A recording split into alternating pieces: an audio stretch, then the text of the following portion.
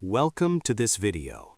Today, you are not just going to hear a book summary. You are going to hear something that could change how you see your whole life. This video is not about quick tips or tricks. It is about something much deeper, something that millions of people around the world are searching for, and maybe you are searching for it too.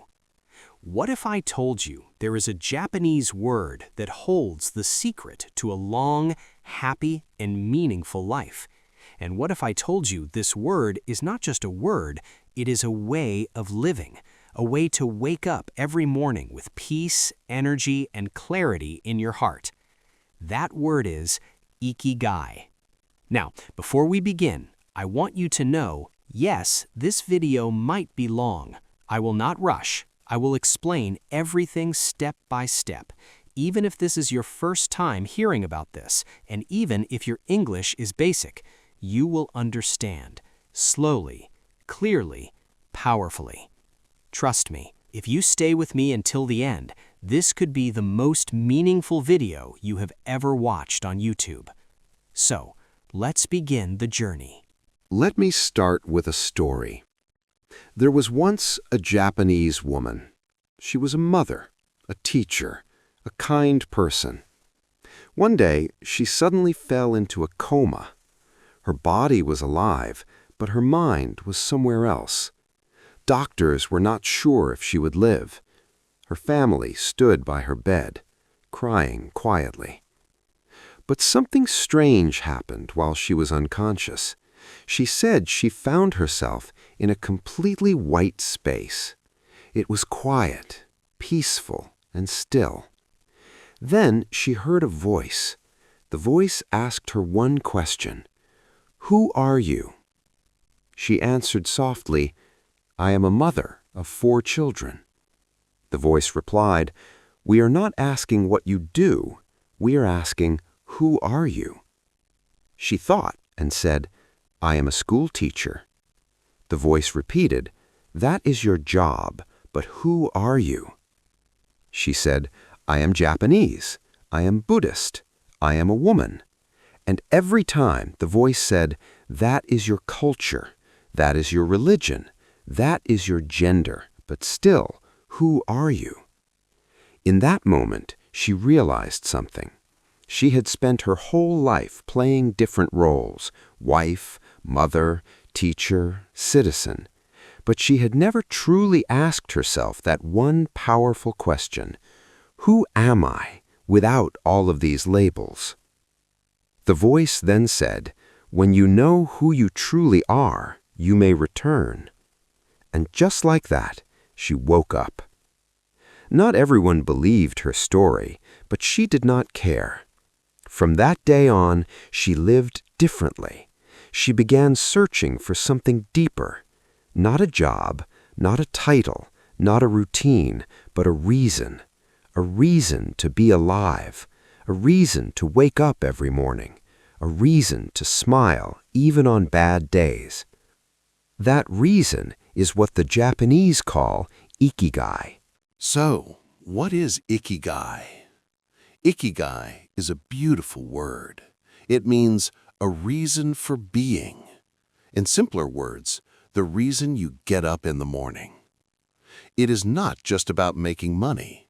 It is not about being famous. It is not about what society tells you to do. It is about something that lives deep inside you, a quiet voice that says, "This is why I am here." Some people find it in their work.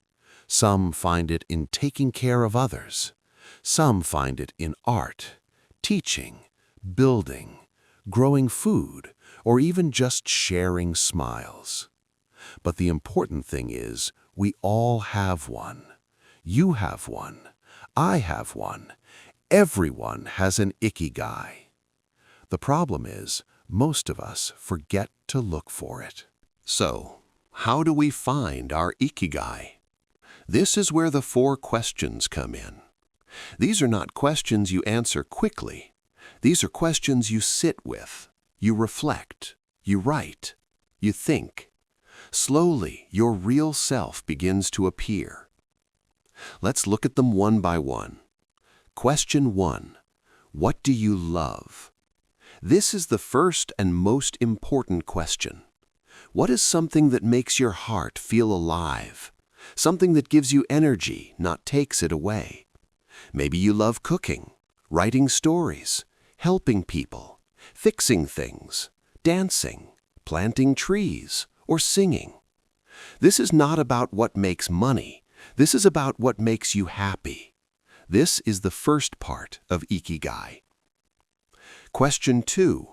What are you good at? We all have something we are naturally good at. Some people are good listeners. Some are good with their hands. Some are good with numbers or with children. This doesn't have to be something the world sees. Even being a peaceful person in a chaotic world is a gift. Ask yourself, what do people often thank me for? What do I do well without trying too hard? This is the second part. Question 3. What does the world need? This is not about saving the entire planet. It is about looking around and asking, how can I help someone today? Maybe your community needs fresh food. Maybe your friend needs someone to listen. Maybe the world needs your kindness. Ikigai is not selfish. It is about using what you love and what you're good at to make the world a little better. That's the third part. Question 4. What can you be paid for? Let's be honest, we all need to survive. But Ikigai asks, what if your purpose could also support your life? Maybe you love teaching. Can you offer classes? Maybe you love baking. Can you open a small bakery? This does not mean chasing millions of dollars. It means doing what you love in a way that also feeds you and gives you a stable life. That's the fourth part. Now, what happens when you find something that answers all 4 questions? What you love, what you are good at, what the world needs, what you can be paid for. That is your Ikigai. The Japanese show this with a simple, powerful diagram, a circle with 4 overlapping parts. Where all 4 areas connect in the center, that is your Ikigai. When you live in that center, you don't just survive, you truly live. A simple example. Maria is 32 and lives in Brazil. Every morning, she wakes up at 5 a.m. to bake fresh bread for her small town. What does she love? Baking. What is she good at? Creating beautiful recipes. What does the world need? Her town needs fresh, healthy food. What can she be paid for? Her bakery provides enough income. This is her Ikigai. She doesn't make a huge income, but she wakes up with energy and peace. Her life has meaning. The beauty is, your Ikigai doesn't have to be big. It just has to be true to you. Ikigai is also connected to why people in places like Okinawa, Japan live such long, happy lives. It's not just medicine or money, it's their lifestyle. Eat until you are 80% full, hara hachibu. Keep moving naturally every day, even at age 90. Belong to a strong community called a moai for lifelong support. Never retire from your purpose.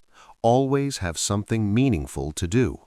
Finding your Ikigai is a journey, not a destination. Here's how to start. Remember your childhood joy.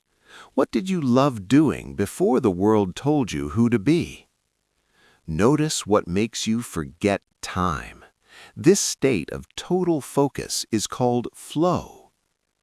Listen to the compliments you always receive. What do people thank you for? Explore and experiment. Try new things without pressure.